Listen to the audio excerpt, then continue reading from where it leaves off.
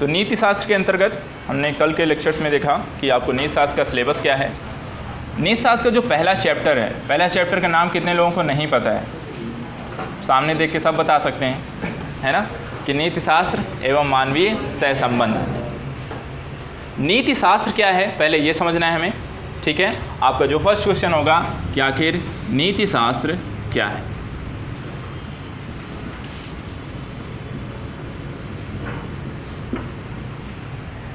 नीति शास्त्र में नैतिक का क्या तात्पर्य है और नैतिकता क्या है?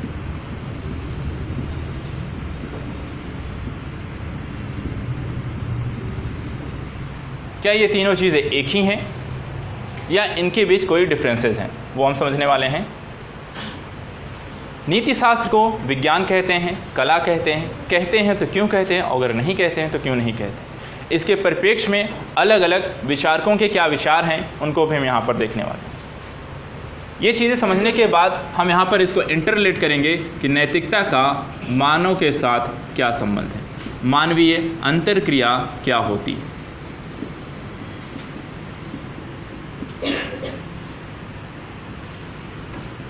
मानवीय अंतरक्रिया के साथ साथ हम यहाँ पर देखेंगे मानवीय अंतरक्रिया के आयाम क्या हैं, उसके निर्धारक तत्व क्या हैं। इन सारी चीज़ों को पढ़ने से पहले आपको ये पता होना चाहिए कि आपके फर्स्ट चैप्टर में आपको किन किन चीज़ों के बारे में पढ़ना है, यानी कि इस चैप्टर में आपको उसका सिलेबस क्या है इस चैप्टर का। तो पॉइंट आउट कर लीजिए सबसे पहले अपने चैप्टर का सिलेबस। जिस पेज पे लिखना है, पेज ध्यान रखिएगा किस पेज पे ये सिलेबस लिखना है। लिखिए, हेडिंग डाल लीजिए इसको, चैप्टर फर्स्ट का नाम डालिए और इसका सिलेबस लिखिए। इसमें लिखिएगा पहला पॉइंट, नीति शास्त्र तथा मानवीय सहसंबंध में मानवीय क्रियाकलापों में, पहले लिखिएगा नैतिकता का क्या तात्पर्य है। फर्स्ट पॉइंट, नैतिकता का क्या तात्पर्य है एवं नीति शास्त्र क्या है।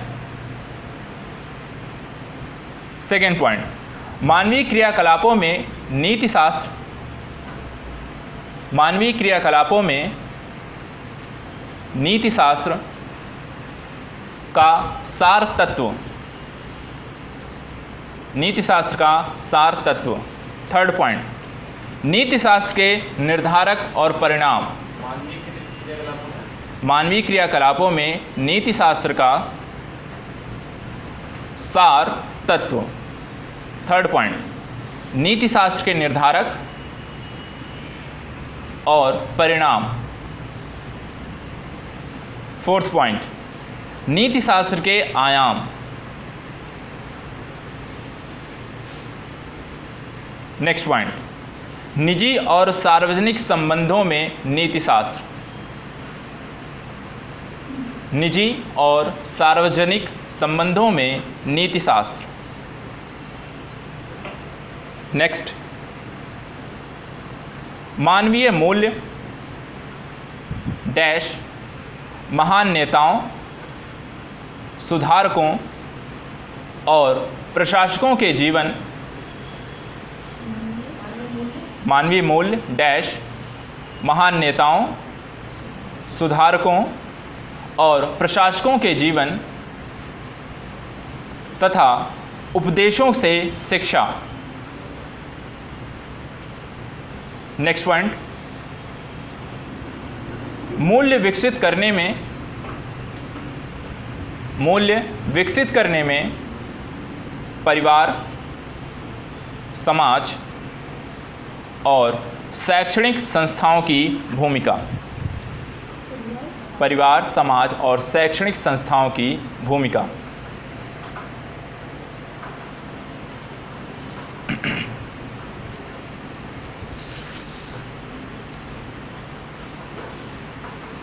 तो ये रहा आपका फर्स्ट जो लेक्चर, आपका लेक्चर होने वाला है नीति शास्त्र एवं मानवीय सहसंबंध की जो होती है, एक रूपरेखा है आपके पास कि आपको इसमें पढ़ना क्या क्या है। अब चलिए स्टार्ट करते हैं आज के लेक्चर से। सबसे पहली बात कि नीति शास्त्र क्या है। किसी का कुछ छूट गया है? नहीं? तो सुनिए, सेकेंड लास्ट, ध्यान से सुनिए। मानवीय मूल्य महान नेताओं, सुधारकों और प्रशासकों के जीवन तथा उनके उपदेशों से शिक्षा।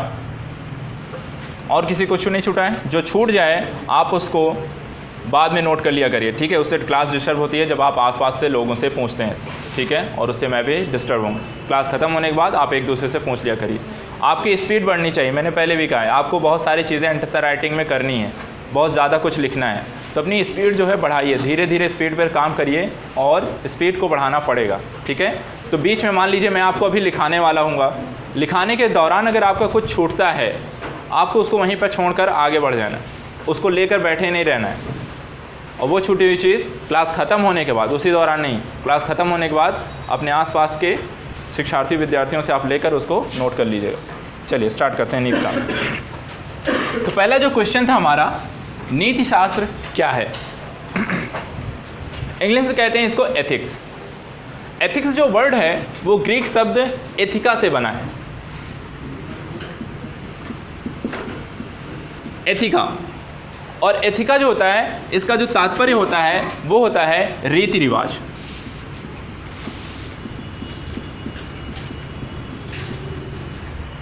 यानी कि अगर कहा जाए नीति शास्त्र क्या है, तो नीति शास्त्र आपके रीति रिवाजों का अध्ययन करता है।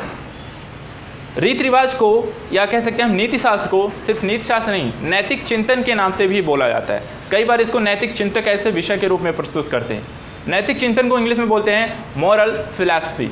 मॉरल फिलॉसफी का तात्पर्य होता है, मॉरल का जो होता वर्ड है वो आपके मूल से सबसे उत्पन्न हुआ है, और मूल शब्द का भी जो मतलब होता है वो होता है रीति रिवाज या लोक व्यवहार। यानी कहने का तात्पर्य जो है, नीति शास्त्र के अंतर्गत बेसिकली अलग अलग समाजों के रीति रिवाजों, उनके लोक व्यवहार का अध्ययन किया जाता है। लेकिन नीति शास्त्र जो विषय है एक सार्वभौमिक नियम और सिद्धांतों पर लागू होता है। जबकि अगर हम बात करें रीति रिवाज या लोक व्यवहार की, तो ये अगर हम देखें तो भिन्न भिन्न समाज के रीति रिवाज, भिन्न भिन्न समुदाय के रीति रिवाज, भिन्न भिन्न धर्मों के रीति रिवाज अलग अलग होते हैं। तो अगर हम इसके आधार पर अगर जाएंगे तो वहाँ पर देखेंगे तो रीति रिवाज कहीं ना कहीं आपका सीमित रह जाता है, सार्वभौमिक ना होकर किसी वर्ग एवं समुदाय के से संबंधित रीति रिवाजों के अध्ययन से इसका तात्पर्य हो जाता है। लेकिन रीति रिवाज को अगर हम बड़े परिप्रेक्ष्य में लें तो रीति रिवाज के अंतर्गत सभी समुदायों के रीति रिवाजों का अध्ययन करना है, जो बेसिकली उनके नैतिकता के सिद्धांतों पर आधारित होते हैं, उनके वर्ग विशेष समुदायों पर आपके आधारित होते हैं। उनकी परिस्थितियाँ, पर्यावरण, समुदाय, समाज, वहाँ पर उनके रीति रिवाजों को निर्धारित करता है। रीति रिवाजों के निर्धारक तत्व क्या होंगे? अगर हम कहें कि चलिए ठीक है, हर एक समाज का अपना अलग अलग रीति रिवाज है, लेकिन उस रीति रिवाज के अलग अलग होने के कारण क्या हैं, उसके निर्माण तत्व क्या हैं, उनके पीछे के कारण क्या रहे हैं, क्या हो सकता है? कभी भी आपको अगर रीति रिवाज के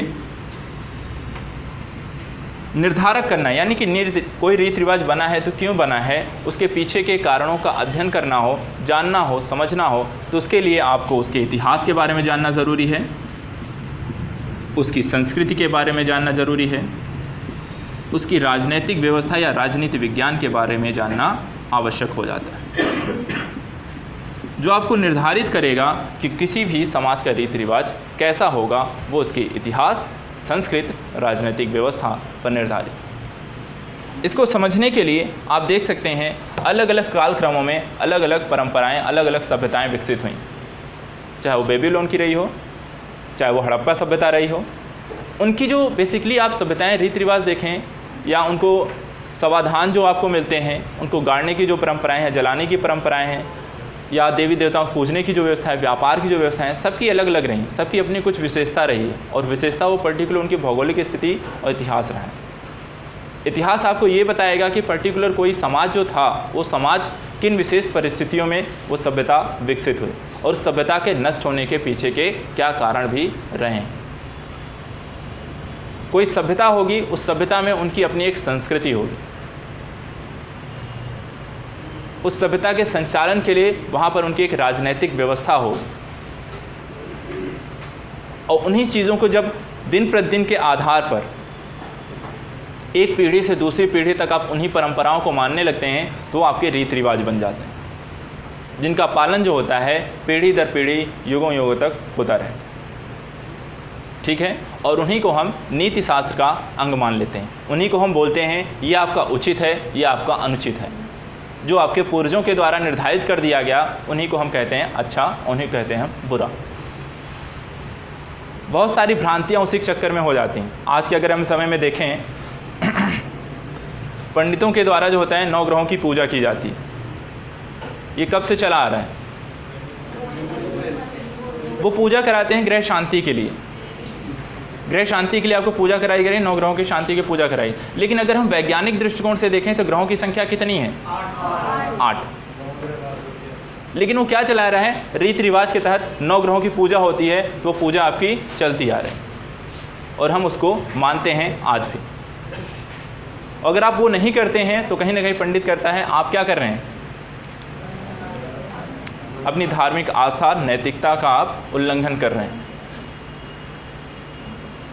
तो यहाँ पर नीति शास्त्र आपको जो समझाने का मतलब, जो मूल मंत्र था कि आपके जो रीति रिवाज हैं वो आपकी नैतिकता के स्रोत हैं।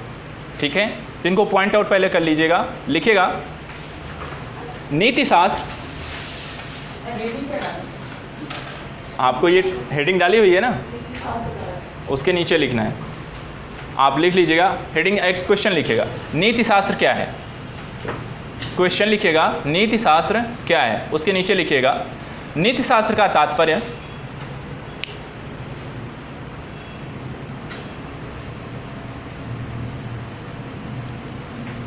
रीति रिवाज एवं लोक व्यवहार से है। रीति रिवाजों एवं लोक व्यवहार से है।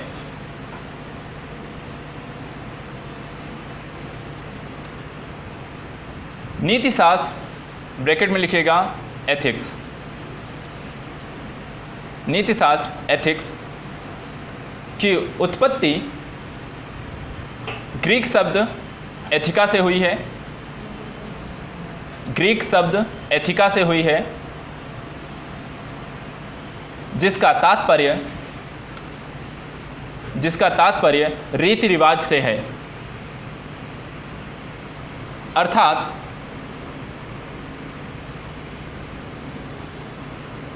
जो किसी भी मानव समाज में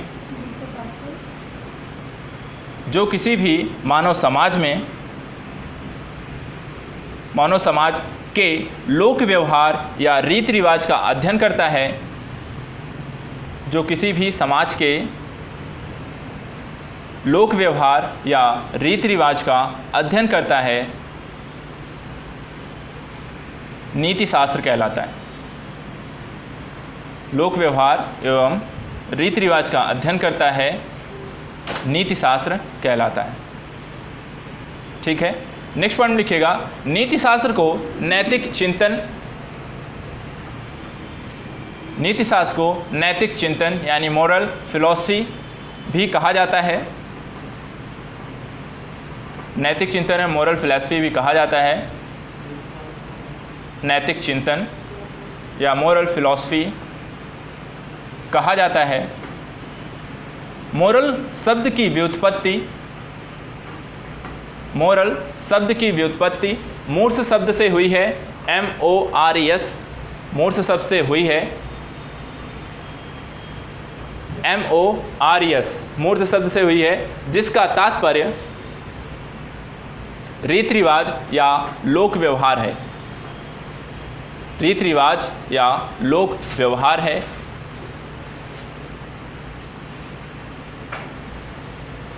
ह्यूम के अनुसार, नेक्स्ट पॉइंट, ह्यूम के अनुसार, ह्यूम एक दार्शनिक हैं।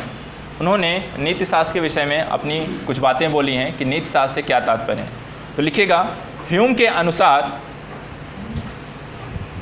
नीति शास्त्र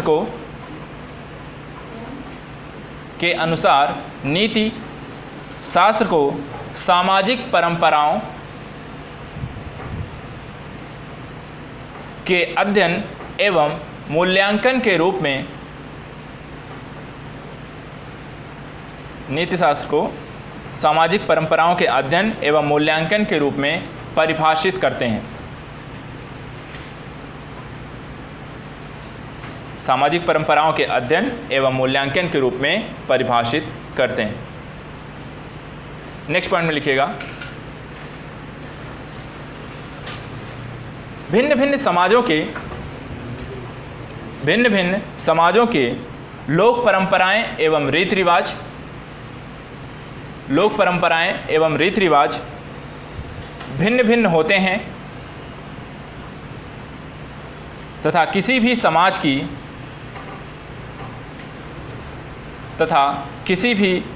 की परंपराएं भी समय के अनुरूप बदलती रहती हैं। किसी भी समाज की परंपराएं समय के अनुरूप बदलती रहती हैं।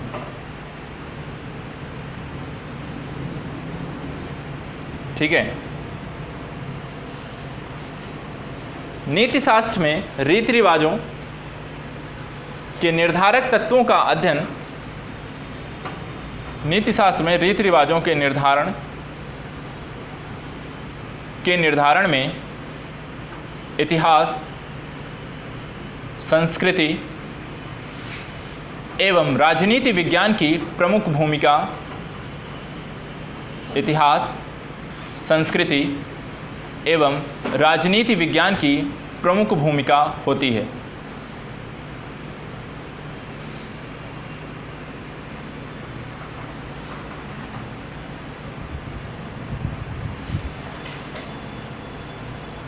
ठीक है, तो ये सारा चीज़ हमने यहाँ पर देखा है नीतिशास्त्र के विषय में।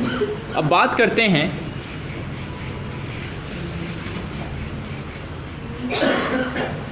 बेसिकली, आप ध्यान रखिएगा, नीतिशास्त्र जो है रीति रिवाजों का अध्ययन तो है, लेकिन ये रीति रिवाजों किसके परिप्रेक्ष्य में अध्ययन किया जाता है, उसका केंद्र बिंदु कौन होता है, उन रीति रिवाजों को मानता कौन है, मानव।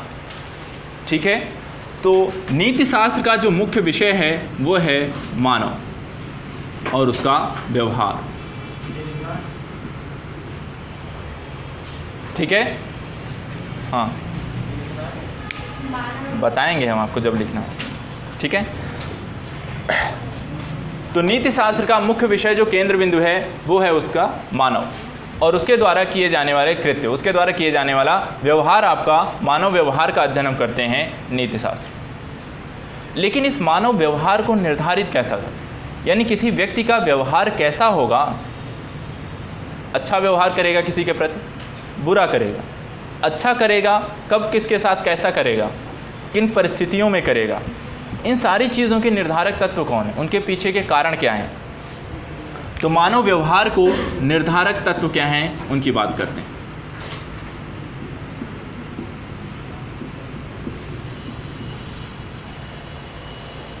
व्यवहार करने के पीछे, यानी कि कोई कार्य जब आप करते हो, किसी कार्य को करना,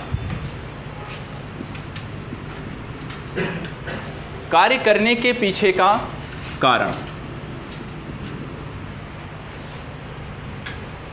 कोई कार्य आप कर रहे हो उसका कोई ना कोई एक लक्ष्य होगा,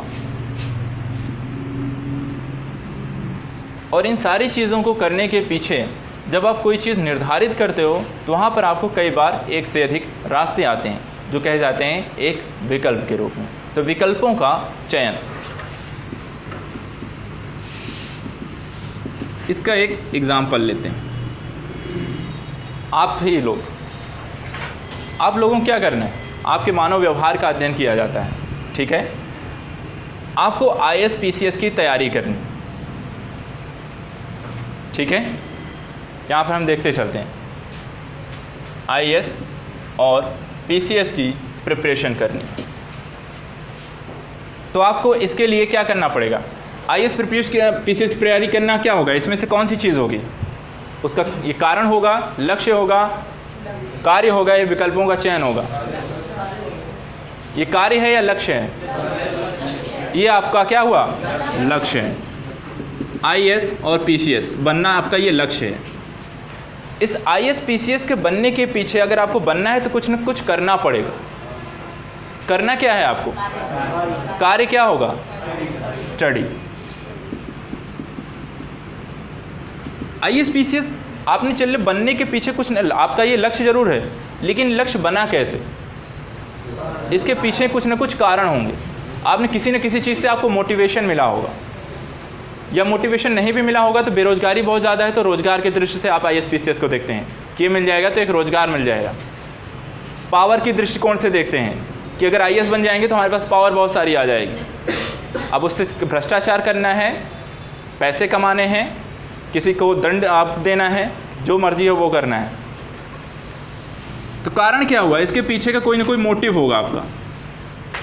मोटिव क्या है किसका? अब आप लोग जानते हैं अच्छी तरीके से, या बस ऐसे ही चले आए, कोचिंग देखिए ISPCS की है, चलो यहाँ भी ट्राई कर लेते हैं। लेकिन यहाँ पर आप विकल्प क्या है, विकल्पों का चयन क्या है?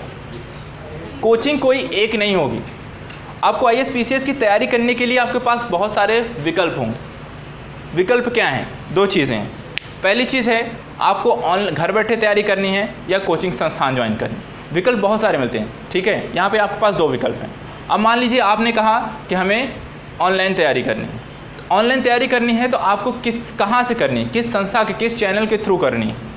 बहुत सारे यूट्यूब चैनल्स हैं, आप उनमें से किसी का भी चुनाव कर सकते हैं, ठीक है। अगर ऑफलाइन करनी है तो ऑफलाइन आपको कहाँ करनी है? अपने घर के आसपास ही करनी है, या देश की सबसे अच्छी कोचिंग संस्थान जहाँ होंगी वहाँ जाके करना है। उन कोचिंग संस्थान, मान लीजिए देश के सबसे अच्छे संस्थानों में आप पहुँचे, मान लीजिए दिल्ली पहुँचे या अन्य जहाँ पे हैं, वहाँ पहुँचने के बाद आपने देखा कि बहुत सारी वहाँ कोचिंग हैं, बहुत सारे अच्छे कोचिंग्स हैं। अब उनमें भी आपके पास विकल्प हैं, उन कोचिंग संस्थानों के रूप में भी आपके पास विकल्प हैं। अब उनमें भी आपको चयन करना है कि कौन सा आपके लिए ज़्यादा सूटेबल होगा। कुछ होता है कि पैसे बहुत ज़्यादा मांग करते हैं, कुछ लोगों के पास पैसे नहीं होते हैं, तो पैसे के हिसाब से फिर विकल्प का चयन करते हैं। कुछ लोग होते हैं जो योग्यता के आधार पर चयन करते हैं, कुछ होते हैं परिणाम के आधार पर चयन करते हैं, कुछ होते हैं जो आपकी कोचिंग के भौतिक इंफ्रास्ट्रक्चर यानी कि अवसंरचना को देखकर चयन करते हैं। तो वहाँ पर मैं बात कर रहा हूँ कि अगर आपको यही चीज़ करनी है तो इसके लिए आपको हर एक मार्ग पर, हर एक कह सकते हैं स्टेप बाय स्टेप आपको बहुत सारे विकल्प मिलेंगे। उन विकल्पों का चयन किसको करना है?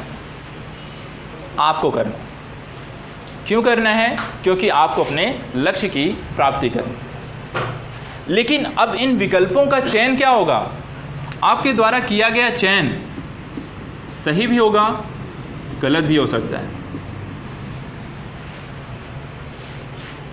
सही और गलत हो सकता है। सही कब होगा? जब आपको ये मिल जाए। गलत कब हुआ? जब आपको ये इसके अपने लक्ष्यों की प्राप्ति संभव ना हो। क्या इसके लिए आप किसी और को दोषारोपण कर सकते हैं? नहीं, क्योंकि विकल्प आपके पास थे, चयन आपने किया, तो दोषारोपण किसी और पर क्यों? आप यहाँ बैठे हैं, चुनाव आपने किया है इस कोचिंग का, आपका चयन होता है नहीं होता है, तो दोषारोपण किसका है? कोचिंग का। ठीक है, कोचिंग का है भाई, ध्यान रखिएगा। चलते हैं, समझ में आ गया? अब इनको पॉइंट आउट करिए पहले। नेक्स्ट पॉइंट लिखिएगा, मानव व्यवहार। हेडिंग डालिएगा मानव व्यवहार। मानव व्यवहार में लिखिएगा, नीति शास्त्र का मुख्य विषय, नीति शास्त्र का मुख्य विषय मानव व्यवहार है।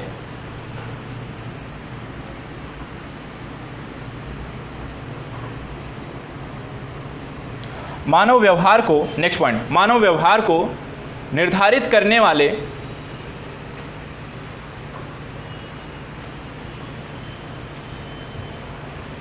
मुख्य लक्ष्य या मुख्य तत्व लिखेगा। मानव व्यवहार को निर्धारित करने वाले मुख्य तत्व, पहला, किसी कार्य को करने का कारण, दूसरा, उद्देश्य, तीसरा, लक्ष्य, चौथा, उपस्थित विकल्पों में से चयन। उद्देश्य, लक्ष्य, उपस्थित विकल्पों में से चयन। एग्जाम्पल आपको आई होप याद रहेगा, नहीं याद रहेगा तो ये आप सामने इसको लिख सकते हैं। आप रिवीजन करने बैठोगे तो आपको याद आ जाएगा इसका मतलब क्या हुआ। ठीक है, नेक्स्ट पॉइंट लिखिएगा, नीति शास्त्र मनुष्य के उस व्यवहार का अध्ययन करता है जो उसकी स्वतंत्र इच्छा पर आधारित है।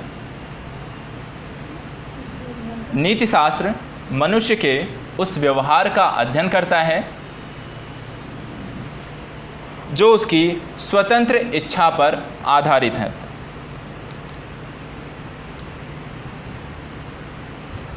नेक्स्ट पॉइंट, मनुष्य के समक्ष सदैव विकल्प उपस्थित रहते हैं। मनुष्य के समक्ष सदैव विकल्प उपस्थित रहते हैं तथा उपस्थित विकल्पों में से चयन मनुष्य की अभिवृत्ति पर निर्भर करता है। उपस्थित विकल्पों में से चयन मनुष्य की अभिवृत्ति पर निर्भर करता है। इसलिए नीति शास्त्र मनुष्य की अभिवृत्ति का भी अध्ययन करता है। इसलिए नीति शास्त्र मनुष्य के अभिवृत्ति का भी अध्ययन करता है। लेकिन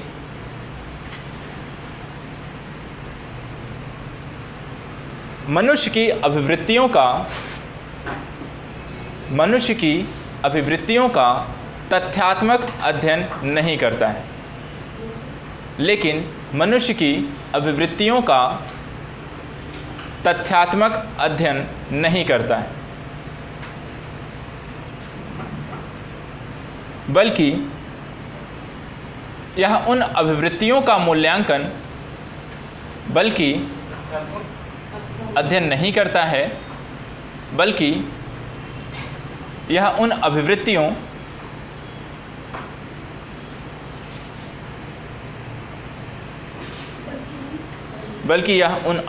का मूल्यांकन करते हुए कुछ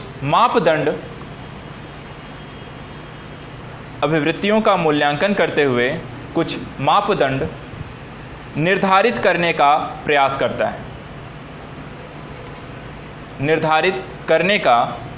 करता है। इसीलिए नीति शास्त्र को अकारिक विज्ञान भी कहते हैं। नीति शास्त्र को अकारिक विज्ञान भी कहते हैं।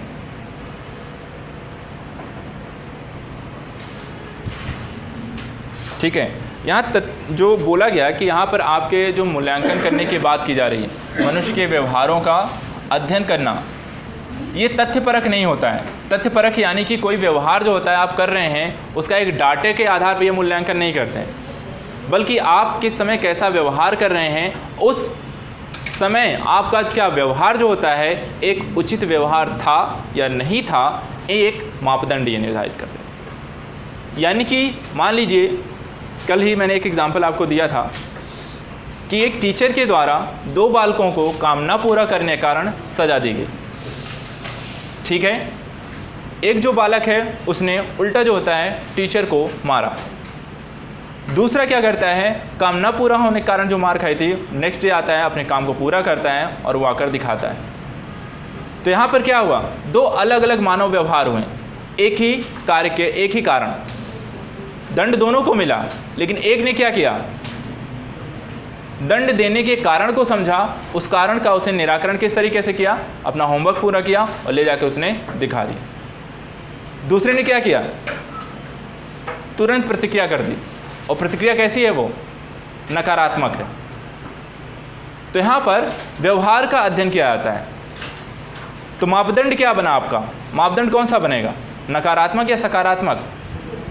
एक परिस्थिति में आप कितने सकारात्मक रहते हैं, मानव के सकारात्मक व्यवहारों को एक नैतिक मापदंड बनाया जाता है।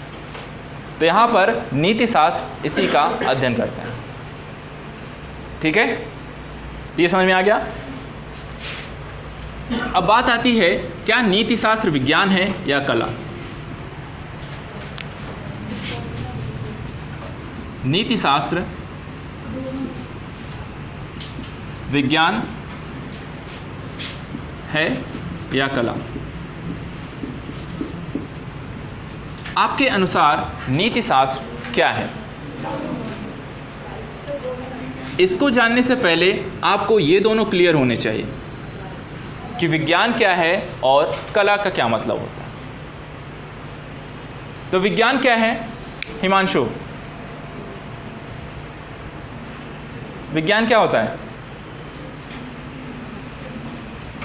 कोई बताएगा विज्ञान क्या है? जी हाँ, यानी किसी भी चीज़ का अध्ययन यदि आप सुव्यवस्थित संगठित तरीके से करते हैं तो वो आपका विज्ञान कहलाता है। कला क्या है? हाँ,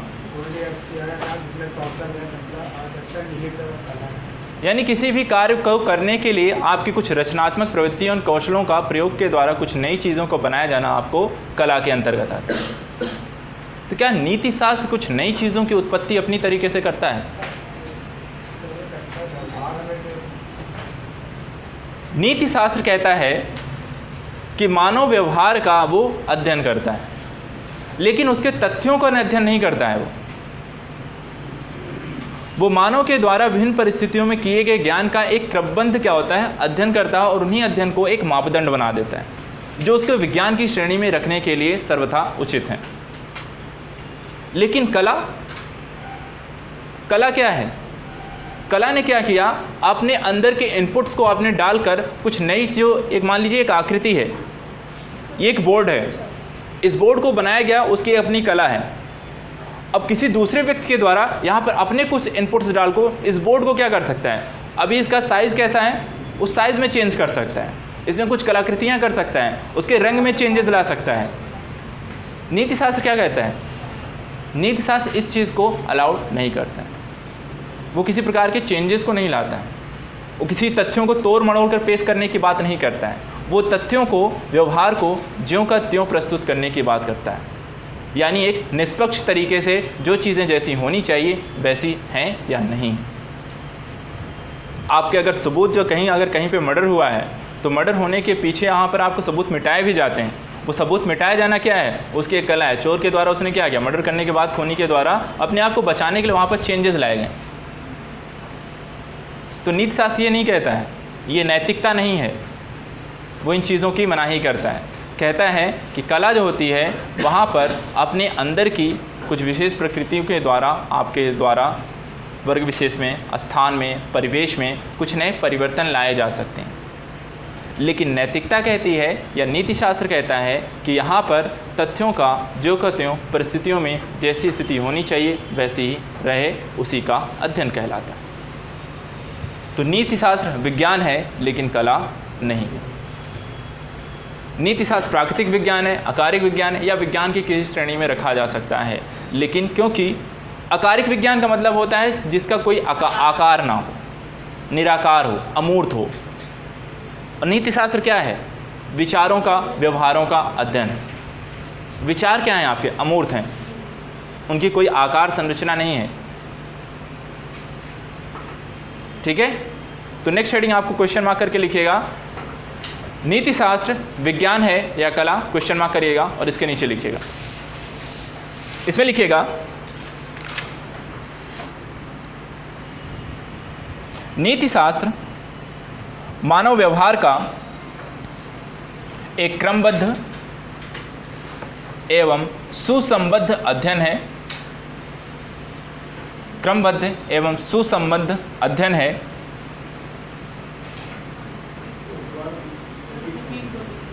मानव व्यवहार, नीति शास्त्र मानव व्यवहार का एक क्रमबद्ध सुसंबद्ध अध्ययन है तथा ये विशेष उदाहरणों पर आधारित होता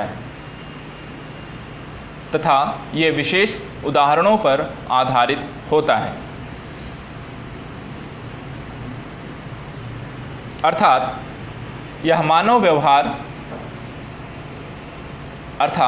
मानव व्यवहार से संबंधित तथ्यों को या मानव व्यवहार से संबंधित तथ्यों को ध्यान में रखते हुए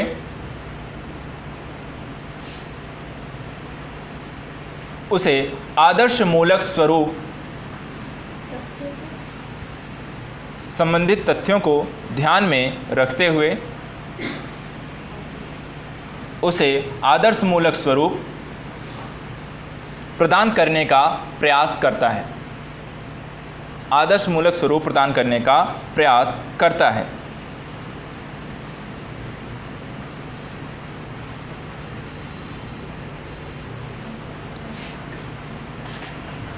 नेक्स्ट पॉइंट लिखिएगा, नीति शास्त्र का स्वरूप वैचारिक एवं अमूर्त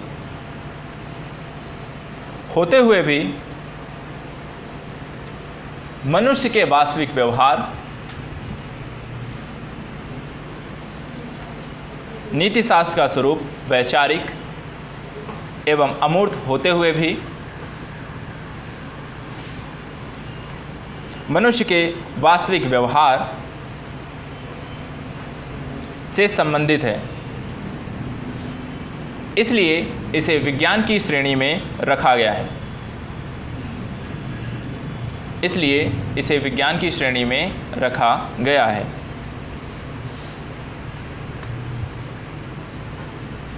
जबकि कला विषयों में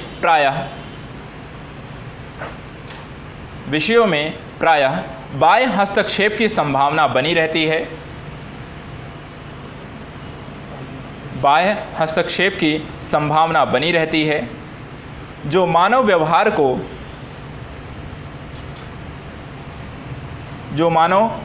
को बाह्य एवं आंतरिक दोनों रूप से प्रभावित करता है। जो मानव व्यवहार को बाह्य एवं आंतरिक दोनों रूप से प्रभावित करता है। जबकि नीति शास्त्र मानव व्यवहार को प्रभावित करने का प्रयास नहीं करता है। जबकि नीति शास्त्र मानव व्यवहार को प्रभावित करने का प्रयास नहीं करता है, बल्कि यह मानव व्यवहार का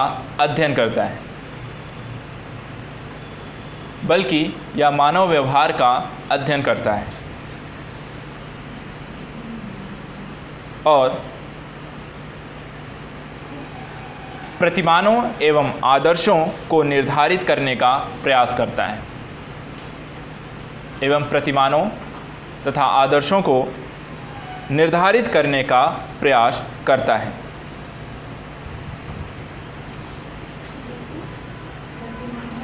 एवं आदर्शों को स्थापित करने का प्रयास करता है।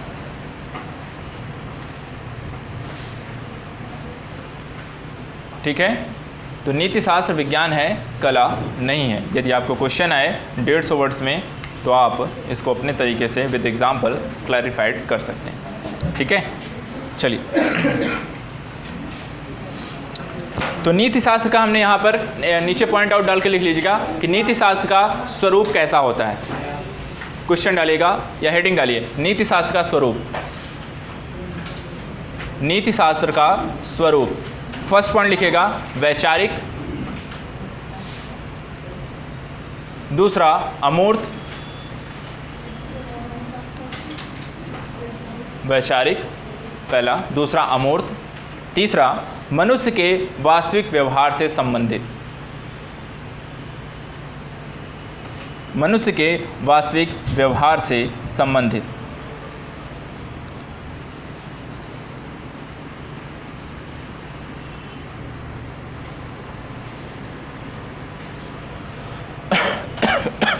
ठीक है, तो बेसिकली यहाँ पे नीति शास्त्र का स्वरूप कैसा होता है, वैचारिक होता है, अमूर्त होता है और मनुष्य के व्यवहारों का अध्ययन करना उसके स्वरूप के अंतर्गत है। यानी कि कोई नीति शास्त्र का जो बना है वो इन तीनों चीज़ों उसका आधार है।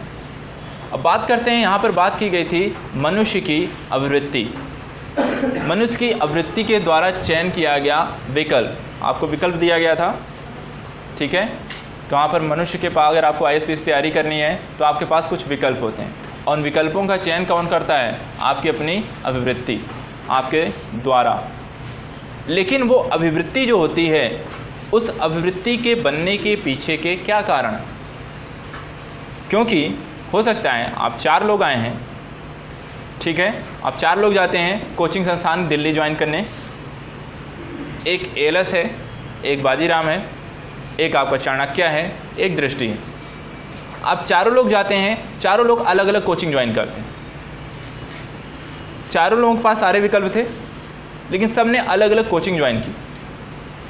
क्यों ज्वाइन की? ये आपकी अपनी आवृत्ति थी। लेकिन वो आवृत्ति क्या थी, उसके निर्धारण के पीछे के तत्व क्या थे, उनका जानना आपको ज़रूरी है। तो यहाँ पर नेक्स्ट क्वेश्चन है, मनुष्य की अभिवृत्ति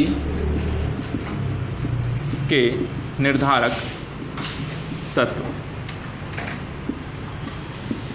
पहली चीज़ यहाँ पर आती है मनुष्य की शिक्षा दीक्षा। दूसरी चीज़ आती है सामाजिकरण, और तीसरी चीज़ आती है आनुवंशिकी।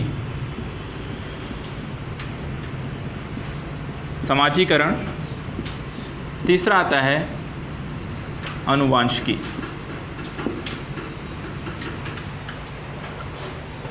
आपकी शिक्षा और दीक्षा। अच्छा, शिक्षा और दीक्षा में क्या डिफरेंस होता है, या दोनों एक ही वर्ड है? कोई बताएगा?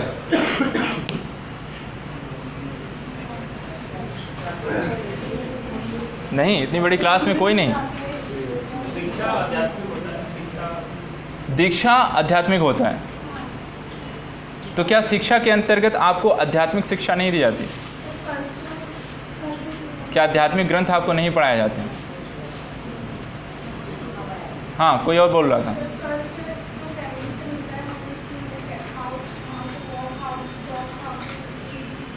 तो ये दीक्षा है।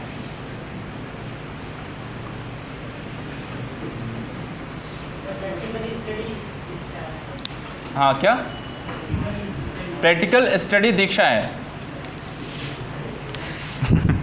चलिए, एजुकेशन क्या है? व्यक्ति विशेष के द्वारा, बालकों के द्वारा किसी विषय वस्तु का अध्ययन। दीक्षा क्या हुआ? आपके व्यवहारिक अध्ययन, किसी चीज़ का व्यवहार परक, समाज में उसका क्या मूल्य है, वहाँ पर किस तरह का व्यवहार करना चाहिए, समाज में किस तरह से उठना बैठना चाहिए, इन सारी चीज़ों को एक वास्तविक स्वरूप प्रदान करें। जो समाज आपको आजकल के स्कूलों में जो होती है, आपको सिखाया जाता है, जैसे टेबल एडिक्वेट क्या होता है, टेबल पे बैठना है, खाना पीना किस तरह से खाना है, किस तरह से टेबल, किस तरह से चम्मच, हाँ कांटे किस तरह से पकड़ने, वो आपको दीक्षित करना होता है। उस चीज़ में आपको वहाँ पर एक तरह के क्या कहते हैं, हाँ, दक्ष करना, यानी कि आपको वहाँ पर उसकी ट्रेनिंग देना, ठीक है। तो यहाँ पर एक तरह कह सकते हैं, ये आपकी क्या हुई, प्रैक्टिकल नॉलेज हो गई, और ये क्या हो गई, बुक की नॉलेज हो गई। दोनों चीज़ें जब आपको साथ में दी जाए, बुक में क्या लिखा है वो तो आपने पढ़ लिया, लेकिन जब तक आपने उसका प्रैक्टिकल नहीं किया, आपको वो चीज़ें कंठस्थ नहीं होती। प्रैक्टिकल ज़्यादा अच्छा होता है या बुक की नॉलेज ज़्यादा अच्छी होती है? प्रैक्टिकल। आपको प्रैक्टिकल की चीज़ें ज़्यादा लंबे समय तक याद रहेंगी, या कह सकते हैं आप कभी भूल नहीं सकते। जबकि बुक का पढ़ा हुआ आज आपने पढ़ा है, 2 दिन आप नहीं पढ़ेंगे, भूल जाओ। तो यहाँ पर आपकी अभिवृत्ति कैसी बनती है? आपकी शिक्षा दीक्षा निर्धारित करती है। एक व्यक्ति जो होता है, यहाँ पर 2 तरीके के लोग पढ़ रहे हों, ये 4 लोग हो सकते हैं, आपके अलग अलग स्कूल कॉलेज में पढ़े हैं। 2 लोग हो सकता है हिंदी मीडियम पढ़े हों, 2 लोगों ने इंग्लिश मीडियम पढ़ा हो। तो 2 लोगों ने कैसी कोचिंग ज्वाइन की? इंग्लिश मीडियम की। 2 लोगों ने कैसी ज्वाइन की? हिंदी मीडियम की। तो वहाँ पर मनुष्य की आवृत्ति कहाँ पर निर्धारित हुई? उसकी शिक्षा दीक्षा से। दूसरी चीज़ आई समाजीकरण से। समाजीकरण यानी कि व्यक्ति विशेष के जहाँ पर पालन पोषण हुआ है, वहाँ पर समाज कैसा था। कुछ होता है गरीब तबके के लोग होंगे, वहाँ पर आपको मूलभूत चीज़ों की सुविधाओं का अभाव होगा। जबकि आपको अगर वर्ग विशेष यहाँ पर एक सोसाइटी में होंगे जहाँ पर सभी लोग अच्छे खासे जो होते हैं, पढ़े लिखे हैं, अच्छे वर्क करते हैं, अच्छी अच्छी जॉब करते हैं, तो वहाँ की सोसाइटी मेंटेनेंस जो होती है अलग होती है। तो जब आप जाएंगे तो वहाँ पर आप देखेंगे सुविधाएं कैसी हैं, आपके पास पैसे कितने हैं, आप उन सुविधाओं और पैसे के अनुरूप क्या करेंगे, कोचिंग ज्वाइन करेंगे। तीसरी चीज़ आती है अनुवांशिकी। अनुवांशिकी क्या है कि जो चीज़ें आपके अपने माता पिता से अनुवांशिक रूप से मिली होंगी। कुछ लोग होते हैं जहाँ पर आपको पढ़ने लिखने में होते हैं, उनके माता पिता बहुत अच्छे हैं तो उनके बच्चे भी पढ़ने में बहुत अच्छे हैं। माता पिता पढ़ने में कमज़ोर हैं तो उनकी आने वाली जो पीढ़ी होती है अनुवांशिक रूप से उतनी कुशाग्र नहीं होती। ठीक है, आपकी कुछ बीमारियों से ग्रस्त हो सकते हैं, आपको पढ़ने में बहुत ज़्यादा मन नहीं लगता, तो आप कहाँ पे जाएंगे, जहाँ पर क्या होगा, आपको कोर्स बहुत ज़्यादा लंबा नहीं होने वाला, जो कम समय में आपको जल्दी से कंप्लीट करा देने वाले हों। कुछ लोग वो कोचिंग ज्वाइन करते हैं। कुछ लोग होते हैं जहाँ पर टाइम टेकिंग होता है, लेकिन वहाँ उनको पता है कि टाइम ज़रूर ले जा रहा है, कोर्स बहुत ज़्यादा सिलेबस बहुत बड़ा है, उसके अनुरूप पढ़ाया जाएगा, थोड़ा टाइम टेकिंग है लेकिन अच्छा पढ़ाया जाएगा, तो वो लोग वैसे ही कोचिंग ज्वाइन करें। तो यानी कि मनुष्य की आवृत्ति, यानी वो विकल्पों का जो चयन करेगा वो अपनी आवृत्ति पर करेगा, और उसकी आवृत्ति कैसी होगी, उसके इन आधारों पर निर्धारित होती है। उसकी शिक्षा दीक्षा कैसी हुई है, उसका सामाजिकरण कैसा रहा है, और उसके अनुवांशिक रूप से उसको अपने पीढ़ियों से, उसके माता पिता से उसको क्या मिला है। ठीक है, तो इसको पॉइंट आउट करके लिखिएगा, हेडिंग डालिएगा, आपको ये हेडिंग लिखी हुई है, मनुष्य की आवृत्ति के निर्धारक तत्व। मनुष्य की अभिवृत्ति के निर्धारक तत्व, इसमें पहला लिखिएगा शिक्षा दीक्षा। ये समझा दिए, लिखाने की ज़रूरत है इनके बारे में, शिक्षा दीक्षा क्या है ये आप समझ जाएंगे। अगर नहीं समझ में आएगा कोई वही एग्जाम्पल आप लिख लीजिए। ठीक है, कुछ चीज़ें समझदार है। देखिए अभी मैं समझा रहा हूँ, मुझे पता है आपको सब समझ में आ गया, लेकिन ऐसा ना हो कि ये कोचिंग आपके नोट्स पे लिखा हुआ हो, घर पे जाने के बाद 1-2 दिन बाद जब आप दोबारा कॉपी कभी खोलो तो आपको लगे कि इसका क्या मतलब था, इससे क्या निकल रहा था, इसका तात्पर्य क्या था, और मैं उसी पर आपको एक क्वेश्चन लिखने को दे दूँ और आप कहो सर क्लियर नहीं है, मुझे डाउट है, मुझे समझ में नहीं आया। क्लास में आज सारी चीज़ समझ में आ गई, 2 दिन बाद आपको ऐसा ना लगे कि ये ज़ीरो हो गया। ठीक है, तो कुछ चीज़ें ज़रूरी नहीं कि मैं आपको हर चीज़ लिखाऊंगा, कुछ चीज़ें हैं जहाँ पर आपको अपना दिमाग भी लगाना है कि मुझे अपने नोट्स में कुछ चीज़ें एक्स्ट्रा डाल कर लिखनी हैं ताकि वो मुझे समझ में आए। आपके अपने नोट्स होते हैं वो हेल्प करते हैं आपको रिवीजन में। कुछ ऐसी चीज़ें जो टीचर के द्वारा हो सकता है ना लिखाई जाएँ, लेकिन आप उसको अपने कॉपी में लिख कर अपने समझ को क्या करते हैं, आसान बना सकते हैं अपने नोट्स को। क्या आपने देखा, आपको समझाने के लिए एग्जाम्पल बताए जाएंगे, लेकिन हर एक एग्जाम्पल लिखाना एक समस्या है, आप समझ सकते हैं। एक एग्जाम्पल लिखाने में आपको टाइम ज़्यादा लग जाएगा, तो एग्जाम्पल जब मैं बोल रहा हूँ तो वहाँ पर उसके 2-4 पॉइंट आप वहीं आगे बनाकर लिख सकते हैं, शॉर्टकट में चीज़ें आपको समझ में आ जाएंगी। ठीक है, चलिए, तो ये आपको हो गया, ये तीनों पॉइंट आउट कर लिया आपने। ठीक है, चलिए अब बात करते हैं मनुष्य के चरित्र की। मनुष्य एक व्यक्ति का चरित्र क्या होता है और उसका निर्धारण कैसे होता है, चारित्रिक रूप से मनुष्य कैसा है।